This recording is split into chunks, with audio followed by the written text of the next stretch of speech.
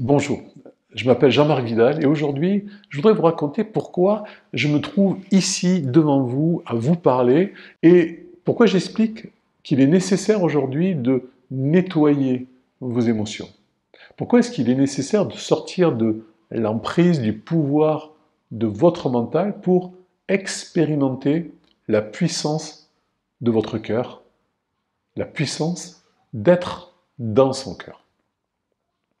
En 1989, j'ai vécu une expérience hors du commun. Cette expérience m'a amené à vivre ce nettoyage émotionnel instantanément. Et je me suis senti comme porté par un sentiment nouveau, complètement nouveau de tout est possible.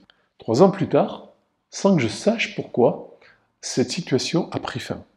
C'est-à-dire que cet état dans lequel j'étais, qui est un état d'abondance totale, dans lequel tout me paraissait simple, tout me paraissait facile, où le succès était là, j'avançais, je travaillais, je développais des choses, mais vraiment, il n'y avait aucun effort, il n'y avait pas le sentiment de forcer.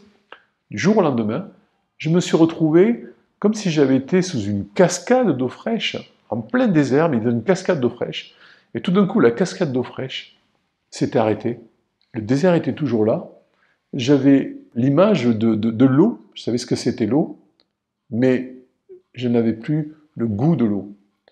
Mais par contre, il y a une chose qui était la première pensée que j'ai eue, c'est quoi qu'il en soit, je sais que cet état existe. Je sais que ce qui se passe lorsqu'on est dans cet état et lorsqu'on a expérimenté ce nettoyage émotionnel. Ce qui s'est passé évidemment, c'est que lorsqu'on vit quelque chose que l'on a eu et qui était exceptionnel et puis qu'on l'a plus, la plupart du temps, on va chercher à le retrouver. Donc je suis parti dans une frénésie de recherche, de lecture, de formation. J'ai rencontré différents courants de pensée, différentes religions, différentes choses qui pouvaient me permettre de me reconnecter. C'est-à-dire, j'étais chercher des gens qui me disaient « nous, on vit ça ». Ce qui s'est passé malheureusement, c'est que beaucoup le disaient et peu le vivaient, ce qui m'a mené à un moment donné à m'interroger et me dire « mais tous ces gens qui disent en fait quelque chose qu'ils n'ont pas vécu, toi tu l'as vécu, et peut-être que tu pourrais faire différemment ».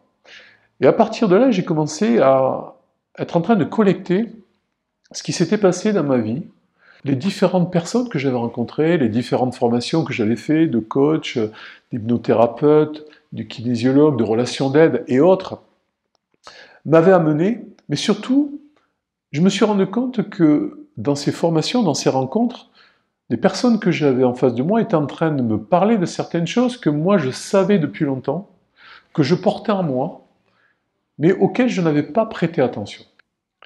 Tout ça m'a mené à découvrir que tout ce que j'ai cherché à l'extérieur, en fait, je l'avais déjà à l'intérieur. Comme vous-même, vous avez déjà tout ça à l'intérieur.